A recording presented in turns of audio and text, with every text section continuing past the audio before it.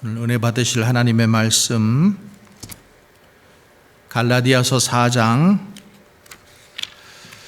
4절에서 6절 말씀 우리 함께 보시겠습니다. 갈라디아서 4장 4절에서 6절 말씀입니다. 함께 봉독합니다. 때가 차매 하나님이 그 아들을 보내사 여자에게서 나게 하시고 율법 아래에 나게 하신 것은 율법 아래에 있는 자들을 속량하시고 우리로 아들의 명분을 얻게 하려 하심이라. 너희가 아들임으로 하나님이 그 아들의 영을 우리 마음 가운데 보내사 아빠 아버지라 부르게 하셨느니라. 아멘. 하나님 아버지와 예수 그리스도로부터 오는 은혜와 평강이 오늘 성탄절 여러분들의 마음 가운데 또 삶 가운데 또 가정에서 예배드리는 모든 분들 가운데 함께 하시기를 주님의 이름으로 간절히 축원합니다. 우리는 지금 한 번도 경험해 보지 않은 그런 한 해를 살아왔습니다. 그리고 지금 한 번도 경험해 보지 못한 그런 성탄절을 맞이했습니다. 성탄절은 우리 예수 믿는 그리스도인들에게는 분주한 시간이죠. 성탄절이 되면은 모든 교인들이 한자리에 모여서 또 우리를 위해서 이 땅에 오신 그 주님의 이름을 찬양하며 또 기뻐하며 예배하는 그것이 교회의 축제의 모습입니다. 그런데 금년 한 해는 이 코로나 바이러스로 인해서 우리가 전혀 예상하지 못한 이런 상황에 봉착을 했고 또 한 번도 경험해 보지 못한 성탄절을 맞이하게 되었습니다. 안타깝고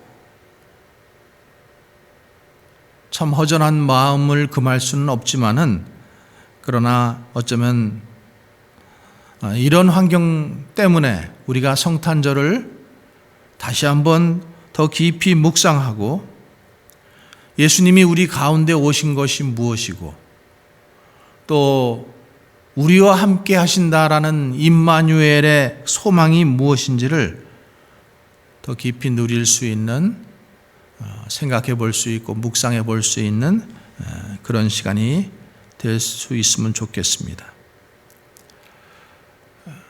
예수님의 탄생 이야기는 사복음서에 나오고 있습니다.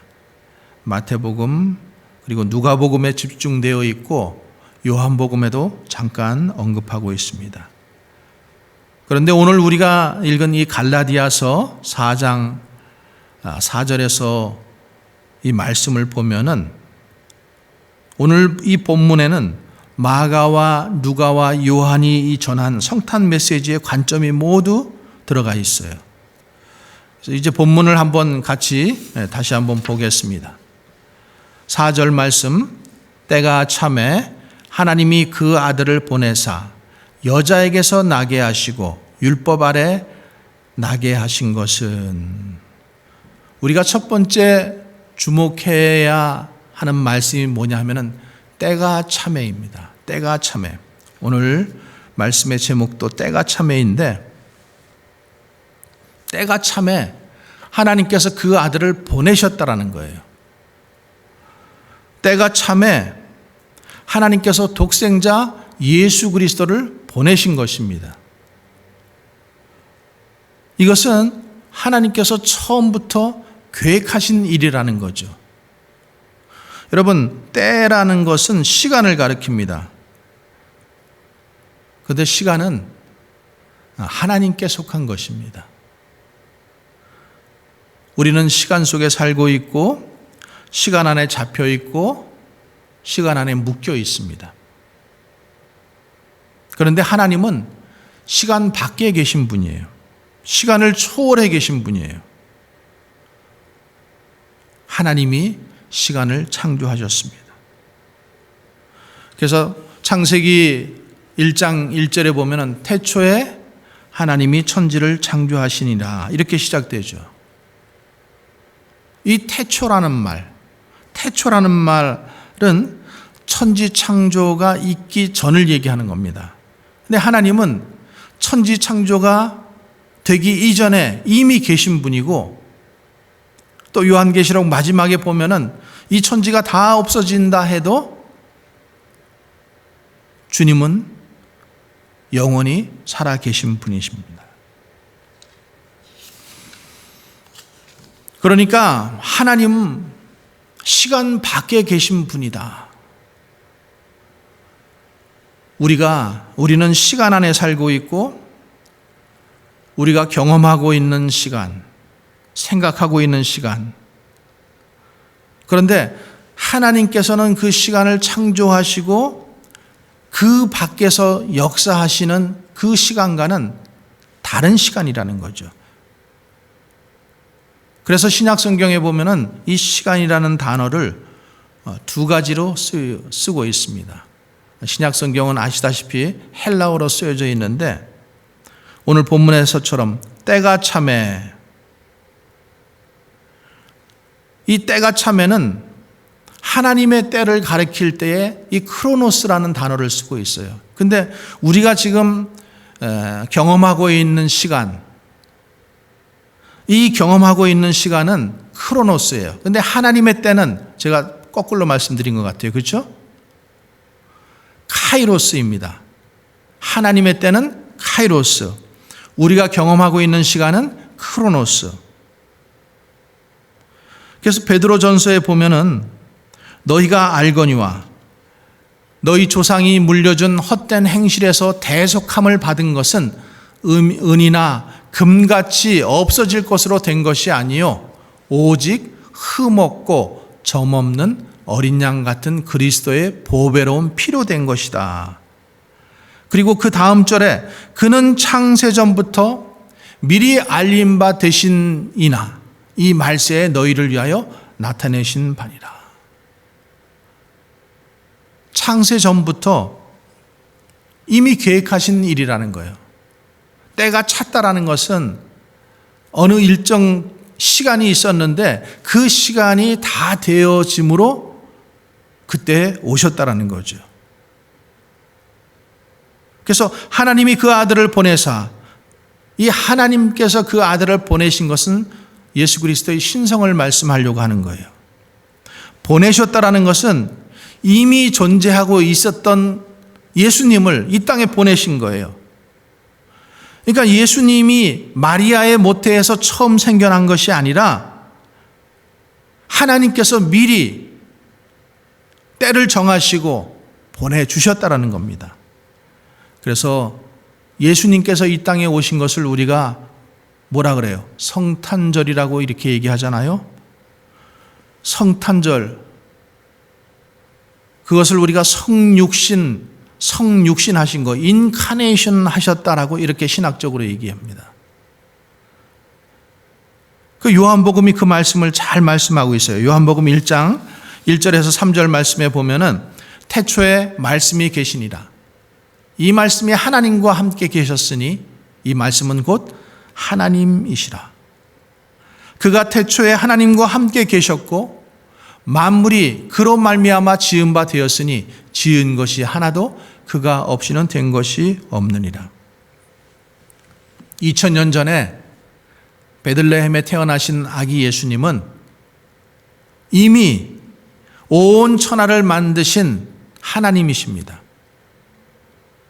이미 태초부터 계신 분입니다. 그렇기 때문에 이 예수님은 온 천하 우주 만물보다 크신 분입니다. 그런데 이 우주 만물의 창조자가 베들레헴이라는 그 촌동네에 아기 예수로 태어나신 것입니다. 이것은 기적 중에 기적입니다. 때가 참에 그리스도 예수를 우리에게 보내주신 것입니다. 여러분, 그렇다면 우리가 한번 생각해 보세요. 예수님이 세상에 오신 것이 하나님이 창세전에 이미 계획하신 일 그대로 이루어진 것이라면 예수 안에서 구원받은 우리의 구원도 하나님께서 만세전에 계획하신 구원이라는 사실을 믿으시기 바랍니다. 다시 한번요. 예수님이 세상에 오신 것이 하나님이 창세 이전, 창조하기 이전에 계획하신 일이라고 우리가 믿는다면 예수 안에서 구원받은 우리의 구원도 이미 하나님께서 만세전에 계획하신 구원이라는 사실입니다.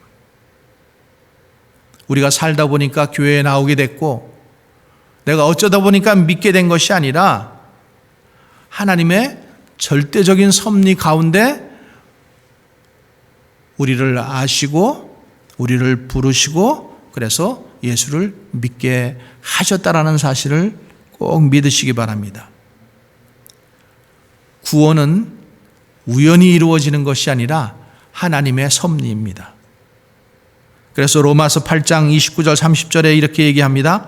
하나님이 미리 아신 자들을 또한 그 아들의 형상을 본받게 하기 위하여 미리 정하셨으니 이는 그로 많은 형제 중에서 맏아들이 되게 하려 하심이니라. 또 미리 정하신 그들을 또한 부르시고 부르신 그들을 또한 의롭다 하시고 의롭다 하신 그들을 또한 영화롭게 하셨느니라. 미리 정하시고 또 부르시고 의롭게 하시고 영화롭게 하신 이 모든 것이 하나님의 절대적인 섭리로 예수 그리스도를 만나 구원받게 되었다라는 사실입니다. 그래서 로마서 8장 28절에는 이렇게 되어 있습니다. 우리 다 같이 읽어보겠습니다. 우리가 알거니와 하나님을 사랑하는 자, 곧 그의 뜻대로 부르심을 입은 자들에게는 모든 것이 합력하여 선을 이루느니라. 하나님의 절대적인 섭리와 이 카이로스의 시간 가운데 예수 그리스도가 오시고 예수 안에서 구원받은 우리라면은 그것은 우연이 아니라 하나님의 절대적인 섭리이다. 믿으십니까? 그래서 하나님을 사랑하는 자, 곧 그 뜻대로 부르심을 입은 자들은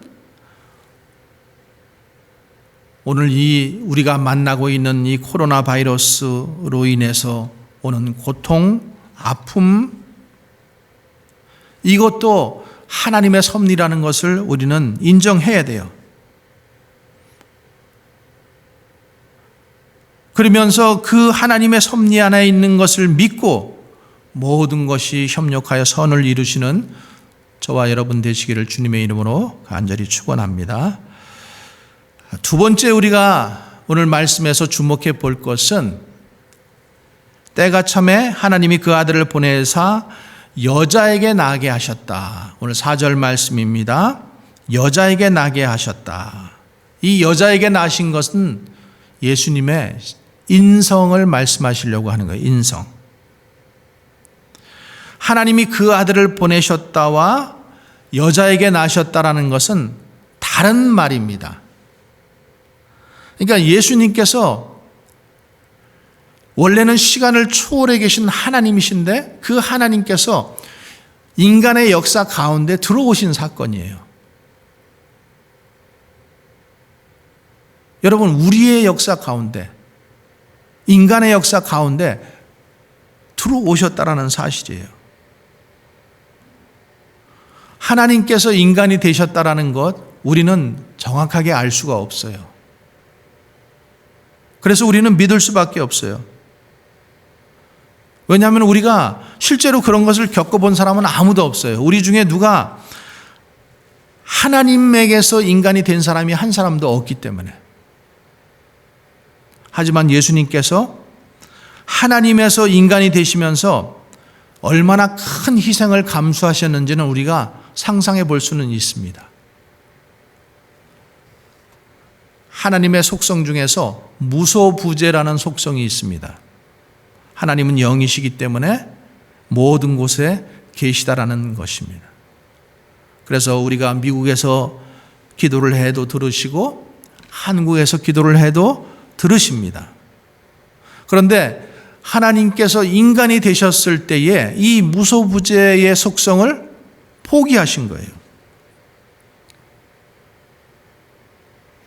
우리가 지금 코로나 팬데믹으로 모든 가게가 문을 닫고 외출을 금지하고 또 가정 안에서만 살라고 하니까 그게 스트레스가 돼가지고 이혼율이 높아진대요.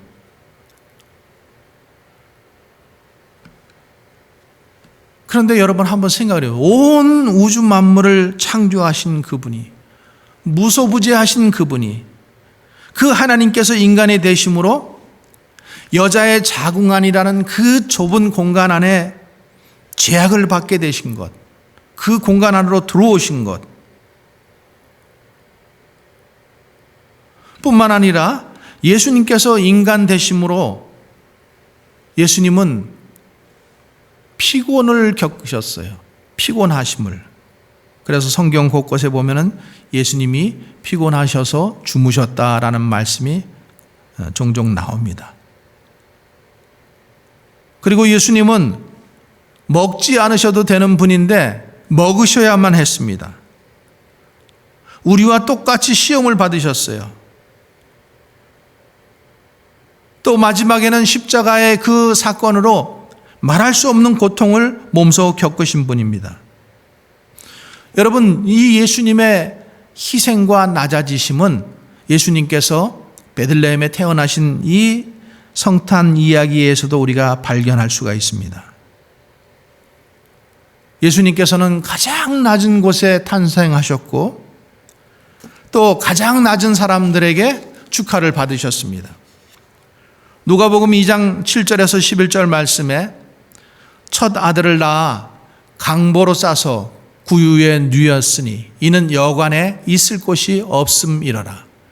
그 지역의 목자들이 밤에 밖에서 자기 양떼를 지키더니 주의 사자가 곁에 서고 주의 영광이 그들을 두루 비추매 크게 무서워하는지라. 천사가 이르되 무서워하지 말라. 보라, 내가 온 백성에게 미칠 큰 기쁨의 좋은 소식을 너희에게 전하노라. 오늘 다윗의 동네에 너희를 위하여 구주가 나셨으니 곧 그리스도 주시니라. 아멘. 예수님께서 지금 태어나신 곳은 유대 땅 베들레헴입니다. 그 당시에 이 세상을 지배하고 있던 로마도 아니었었어요. 또 이스라엘의 수도였던 예루살렘도 아니었어요. 예수님께서 태어나신 곳은 좋은 곳이 아니었었어요. 냄새나고 지저분하고 이 동물의 오염 냄새가 진동하는 말구유였었어요. 우리가 생각하는 그렇게 낭만적인 장소는 결코 아닙니다. 그리고 예수님께서 처음 경배를 받으신 대상도 종교 지도자도 아니고 정치 지도자들도 아니었었어요. 부자도 아니었었어요. 밤에도 쉬지 못하고 들녘에 나가서 양떼를 지켜야만 생계를 이어갈 수 있는 당시 가장 가난하고 천한 직업이었던 목자들이었습니다. 예수님께서 가장 낮은 곳에서 태어나셨고 가장 낮은 계층의 사람들을 초대하신 거예요. 저는 이렇게 한번 생각해 봅니다.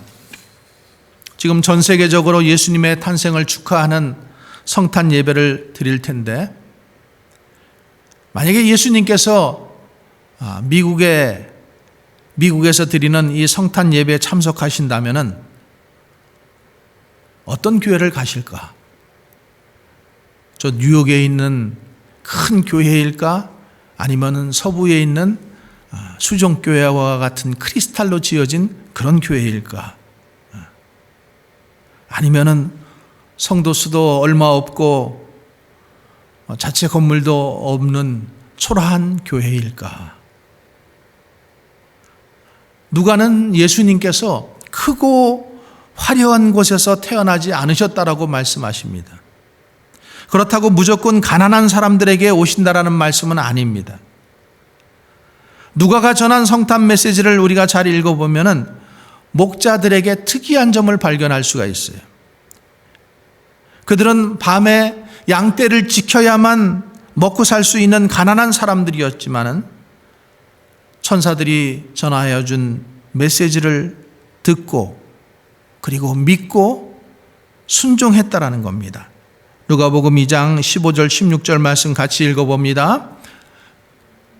천사들이 떠나 하늘로 올라가니 목자가 서로 말하되 이제 베들레헴으로 가서 주께서 우리에게 알리신 바 이 이루어진 일을 보자 하고 빨리 가서 마리아와 요셉과 구유에 누인 아기를 찾아서, 여기 보면은 빨리 가서, 이 빨리 가서, 여러분 목자들은 가난했잖아요. 그러니까 밤에도 남의 양, 자기 양도 아니에요. 다른 사람들의 양을 대신 지켜줌으로 인해서 그들의 생계를 이어갈 수가 있는 그런 신분의 사람들이에요. 그 목자들이 지금 천사들의 소식을 듣고 베들레헴으로 급히 달려갈 수 없는 이유와 조건들은 얼마든지 있습니다. 만약에 이 밤에 천사의 소리를 듣고 베들레헴으로 갔다가 누가 양이라도 훔쳐가면 어떻게 할 것인가?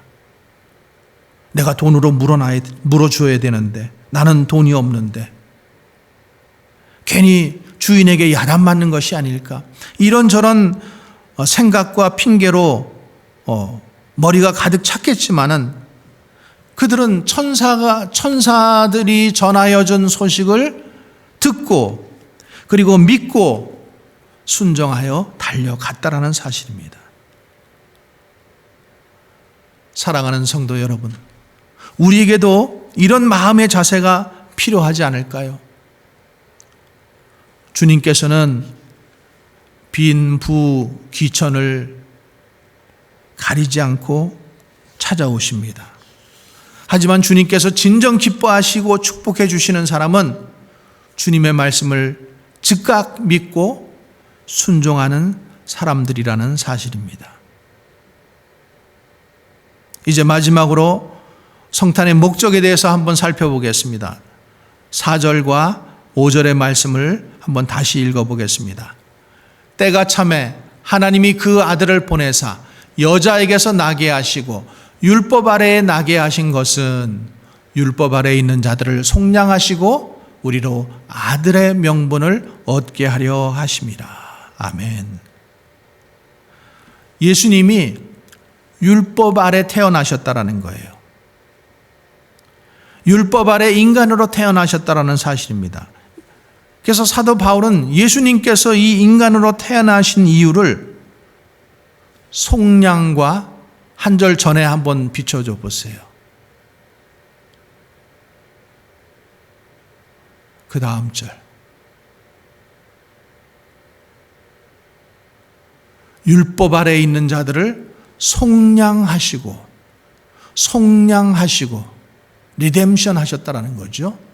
그리고 우리로 아들의 명분을 얻게 하시려. 속량과 이 명분 두 가지를 지금 설명하고 있어요. 여러분, 속량이 무엇입니까? 속량은 값을 지불함으로 해방되는 거예요. 노예에서 해방되고. 예수님께서 이 그리스도이신 주님께서 십자가를 지심으로 우리의 죄값을 어떻게 하셨어요? 속량하셨잖아요. 값을 치르신 거예요. 그런데 여러분, 한번 예를 들어서 하나 설명을 해드릴게요. 어떤 사람이 어릴 때부터 우범 지역에서 성장을 했어요. 그가 보고 배운 거라고는 도둑질과 술과 마약과 강도짓과 폭력이 전부였었어요. 그런데 이 소년이 점점 커가면서 처음에는 좀도둑질만 하다가 나중에는 강도짓을 하고 큰 사기를 칩니다. 그래서 결국에 경찰에 붙잡혀가지고 이 소년에게 내려진 형벌이 100만 달러의 벌금형이었어요. 이 금액을 내지 못하면은 이 소년은 평생 동안 감옥에서 살아야 됐습니다. 그런데 판사가 자신의 전 재산을 다 팔아서 이 흑인의 벌금을 대신 내어주었습니다. 여러분, 그것을 우리가 뭐라고 얘기해요? 속량이라고 얘기합니다. 값을 지불해서 그 소년을 해방시켜 준 거예요. 하나님께서 우리의 죄를 그 형벌로부터 속량해 주셨습니다. 뿐만 아니라 우리로 아들의 명분을 얻게 하셨어요. 양자 삼아 주신 것입니다. 아들의 명분을 얻게 하려 하심이라. 만약에 그 소년을 그대로 놔둔다면은, 그렇게 죄값만 사해 준다고 한다면은, 이 소년이 알고 있는 것은 도둑질과 술과 마약과 폭력과 강도뿐이에요. 그러니까 판사가 전 재산을 팔아서 그 사람을 구해 주었지만은 그 사람이 사회에 나가서 살다가는 또 그런 짓을 하다가 또 그런 범죄를 저지를 수밖에 없는 거예요. 그래서 그 판사가 그 소년을 어떻게 해줘요? 자기 양자로 삼는 거예요. 자기 양자로 삼고 자기 옆에 두고, 그리고 하나씩 바르게 사는 것들을 가르쳐 주는 거예요. 하나님께서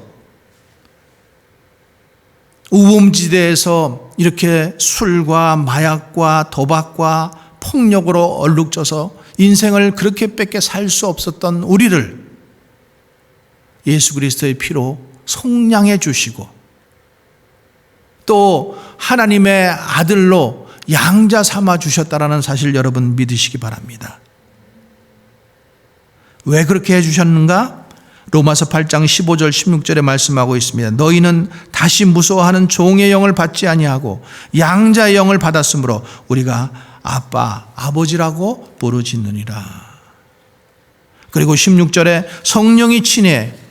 성령이 친히 우리와 우리의 영과 더불어 우리가 하나님의 자녀인 것을 증언한다라고 설명하고 있습니다.